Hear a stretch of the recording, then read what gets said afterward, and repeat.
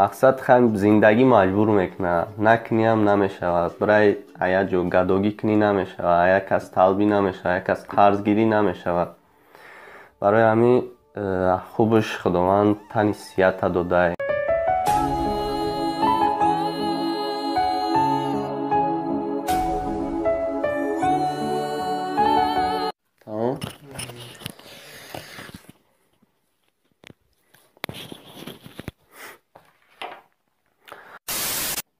ассалому алайкум бародарон ва хоҳарони гироми қадр, бо шумо ҳастам Али Акбар дар канали Ҳамнаво.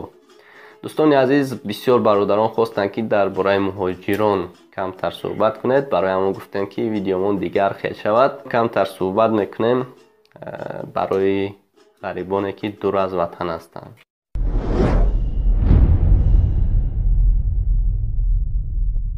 имрӯз дигар хел аст дизайнмон, дар кухня ҳастем. хуб ҳастем, тинҷ ҳастем ва каме гуфтем бо шумо суҳбат кунем.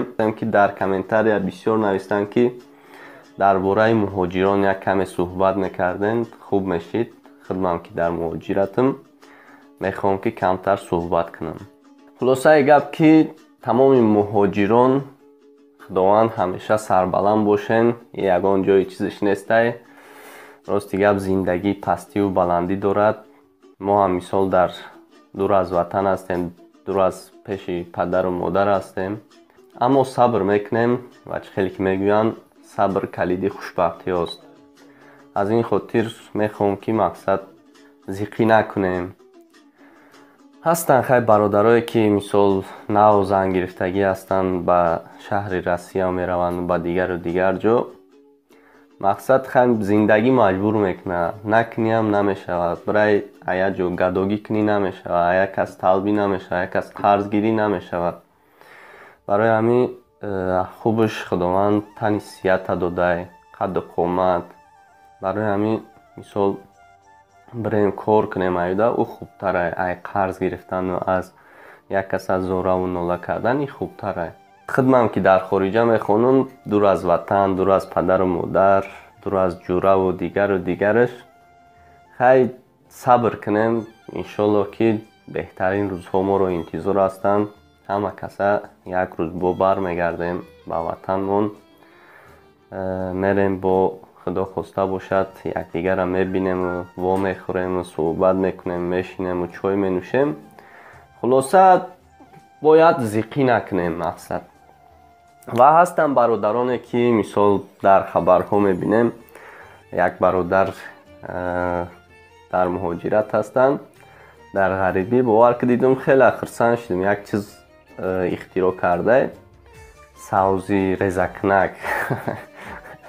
бисёрам яъне фикри хуб, ҳунари хуб. бародара ташаккур мегӯм. видеоша мемонам, бо худтон тамошо мекунен. меи акай аҳмад меган ай дараи ясман, ай кӯчаи сполинг, ай худи ҳоид, ай кунҷи дараи ясмано дар шаҳри Калининград повура ҷура. ине аппарата нигаҳ кун, савзита партон. ина аппарат шаби, ина савзи майда кунад. порча дар кор нест, нигаҳаш кун. диде бачо ёд бигире ки чихелхаки якди тани анхер заге менем болтороли мегирем, болти сол мезанем, аппарата краска менем шурӯъ мешава. ина савзия чихел майда мена бачо. ина савзи барем та майда мекунам. хайнам хеле беҳтарин кор карда. хай ҳастанд нафароне ки мисол ай бекорӣ як хел вақт бекор мешаванд, як хел вақт кор намешавад. хай бекорӣ ҳам хелсора ихтироъ мекунанд, эҷод мекунанд. ин беҳтарин чизе. ҳастанд бародароне ки бо корҳои мардикорона ва ё шеърнависиву дигар. хай бисёр мардода ҳунар бисёр аст, худтонам медонем. барои ҳамин гуфтем камтар суҳбати ғарибона кунем, беҳтарин мешавад. барое ки бисёр ҳамхостанд ки мақсад дар бораи ғарибиё, дар бораи зиндагии ғарибиё каме ҳам суҳбат кунем, беҳтарин мешавад. ва мо ҳам барои ғарибон نه تنها برادران بلکه مادران هم هستند، خواهران هم هستند. همه‌اش احترام میکنیم. همه‌تون زنده و سربلند و خانه آباد باشین. با خیلی ما یک دو درتون میشم. فقط امیرا میگم که با نفرانی هستند که مثل نو با روسیه میان، همچون برادرانه ایرا نصیحت میکنم. برادرانی که مثل سن و سالشون خورد هستند و به غریبی میروند در مسکو، یعنی روسیه و دیگر جا، نه تنها روسیه، و میروند در اونجا فکرشون دیگه میشه. مثل میبینن خیلی اینترنتی بافیره باور که دیگه دخترهای دیگر خیلی باشه نمبر نمیکنم. مقصد همین گپ مثال همین دخترهای بد احتیاط کنیم برادران که مثال یعنی برای بد نبراتون. به همین خاطر احتیاط کنید. قطعی هر کس چم گپ هم نزنین. هر لک و دک میگن که در خدمون اما قطعی مثال صحبت نکنید. گپی خطونه قدری خطونه پس نکنید برادرها. خدا خواهد هم تاجیکستان بیاین. تاجیکستان در همش میشه برادرها. برای همین صبر کنیم. همه چیز وقت ساعت داره. ما هم راست گپ در اینجا ولی بسیارا میگن که شما در خارجه میخونین بسیار چیه خیلی هسته. وقتش میشه که باور کرد ممکن در خونه نان نمونه، ممکن آب نباشه در خونه. نیکی صبر میکنی. خیلی دانشجوی غریبی و دیگر خیلی همش یک امتحانه. برای همین صبر میکنیم. همه کسا صبر کنیم. برادران، خواهران، اپا، مادران کدامی باشه در دور از وطن برای ریسک جستن با کار برآمدن خداوند همه را میته. برای زندگی رو پیش بردن مهنت کردن در کار. برای همین حرکت کنه خداوند رزق همه بنده را میته.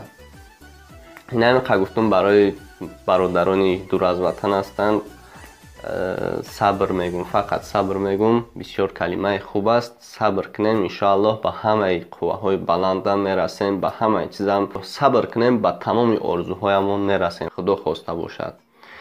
برای همین قدر سخن کردنی بودم. یا اون گپ خطا رفته باشد از من بخشش میپرسم. خیلی ماجرا هم راست گپ در روسیه، در نه تنها در روسیه، در تمام جا مثال یعنی عذاب میکشن، به عذاب نمیشود. برای همین صبر کنیم همهش خوب میشود. بعد همین را گفتنی بودم که تشکر زیاد میگویم به همه شما که برای کانال ما بسیار سهم خود را میگذارید. برای هر یک شما تشکر میگویم. باز هم دست به دست باز به قله های بلند میرسیم. تنها پادپیسیت کنید در کانال ما و در ویدیو لایک مونید که دیگران هم تماشا کنند. نزدیکان خود را دعوت کنید به کانال ما ابونه شوند تا اینکه از نوارهای خوبی ما به خبر نمانند. و این گونه نوارها را زیادتر خواهید مرحمت در کامنتاری نویسید. با شما صحبت میکنیم که زیق نشویم. خوش دوستان عزیز، این بود یک نوار دیگر به پایان رسید. بار دیگر میگم اگر یگان خطایی باشد از طرف ما بخشش. در ویدیو لایک مونید و در کانال ابونه شوید. خودتون را احتیاط کنید. همیشه سربلند و پیش قدم باشید. فقط صبر کنید همهش خوب میشود و با سری بلند به نزد پدر و مادر و زن و فرزندهایتان خداوند برگردید.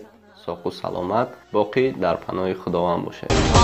وطنم جان وطنم جان وطنم